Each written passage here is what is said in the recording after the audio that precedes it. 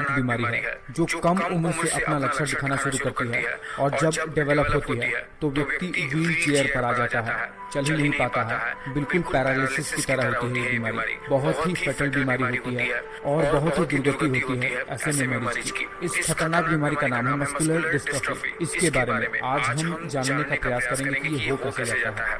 देखिए, जैसे कि इसका नाम है मस्कुलर डिस्ट्रॉफी। मस्कुलर का मतलब होता है मसल से रिलेटेड, जनरली स्केलेटल मसल से रिलेटेड, और डिस्ट्रॉफी का मतलब होता है बैड न्यूट्रिशन। इसमें क्या होता है कि धीरे धीरे व्यक्ति की स्केलेटल मसल्स की सेल डीजेनरेट होने लगती हैं। सोचिए जरा, स्केलेटल मसल्स का इंपॉर्टेंट इतना है कि इसी की वजह से हम मूवमेंट कर पाते हैं, इसी की वजह से ही हम सांस ले पाते हैं, इसी की वजह से ही हम बोल पाते हैं और इसी की वजह से ही हम फूड को भी स्वैलो कर पाते हैं। जब यही डीजेनरेट होने लगती है तो व्यक्ति की बहुत ही बुरी तरीके से दुर्दशा हो जाती है। देखिए, एक जीन है डीएनए के सीक्वेंस में जो एक खास टाइप के प्रोटीन को सिंथेसिस करता है जो हमारे मसल सेल के मेम्ब्रेन को स्टेबलाइज करता है। और मसल सेल मेम्ब्रेन, जिसे सार्कोलेमा कहते हैं, उसके ऊपर जो कैल्शियम चैनल्स होते हैं जो सेल के अंदर कैल्शियम के इन्फ्लक्स को कंट्रोल करते हैं, जिसकी वजह से सेल कॉन्ट्रैक्ट होकर मूवमेंट हमारे शरीर में करवाता है। उसे ये स्पेशल प्रोटीन एंकर करता है। इस प्रोटीन का नाम है डिस्ट्रोफिन।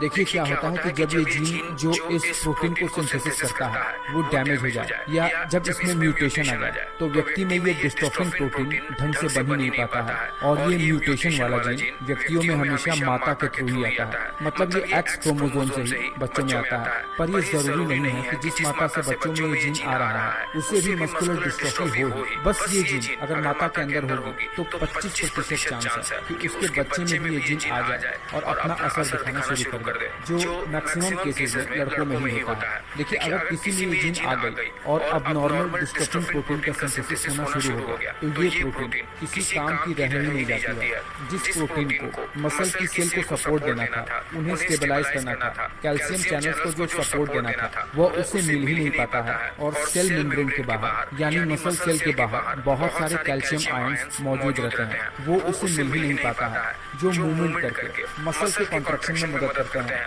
अंततः होता यह है कि कैल्शियम आयन का इन्फ्लक्स स्केलेटल मसल के अंदर बहुत ज्यादा होने लगता है। रिजल्टेंट ऐसी सेल बहुत ही जल्दी तरीके से मरना शुरू हो जाती है और जब मसल की सेल यानी मसल फाइबर ही डीजेनरेट होने लगता है तो स्केलेटल को यानी हड्डियों को मसल के थ्रू सपोर्ट मिल ही नहीं पाता है ताकि वो मूवमेंट कर सके। देखिए, जब यही मस्कुलर डिस्ट्रॉफी बहुत ही कम उम्र में बचपन से ही पैदा होने के कुछ साल बाद ही अपना लक्षण दिखाना शुरू कर दे तो इसे ड्यूशेन मस्कुलर डिस्ट्रॉफी कहते हैं। और जब बड़े होने पर यानी एडल्ट होने पर या किशोर होने पर धीरे धीरे लक्षण सामने आए तो उसे बेकर मस्कुलर डिस्ट्रॉफी कहते हैं। इसके लक्षण ये हैं कि इसमें व्यक्ति का स्केलेटल मसल बहुत ज्यादा कमजोर हो जाता है, पेट बाहर क्यों निकल जाता है, काफ मसल्स बहुत ज्यादा कमजोर हो जाती हैं, इसलिए ऐसे व्यक्ति को चलने में बहुत ज्यादा दिक्कत होती है, काफ मसल फूल जाती है, फैट डिपॉजिट हो जाता है वहाँ पर, व्यक्ति को बोलने में समस्या होने लगती है क्योंकि मसल के सहारे ही बोल पाते हैं। अगर समस्या बहुत ज्यादा फेटल हो जाए, मसल इतना ज्यादा कमजोर हो जाए कि भोजन स्वैलो करने में दिक्कत होने लगे तो व्यक्ति की मौत भी हो जाती है। फिलहाल अभी इस बीमारी का कोई भी इलाज यानी कोई भी क्योर नहीं है। सिम्टम्स को मैनेज किया जा सकता है।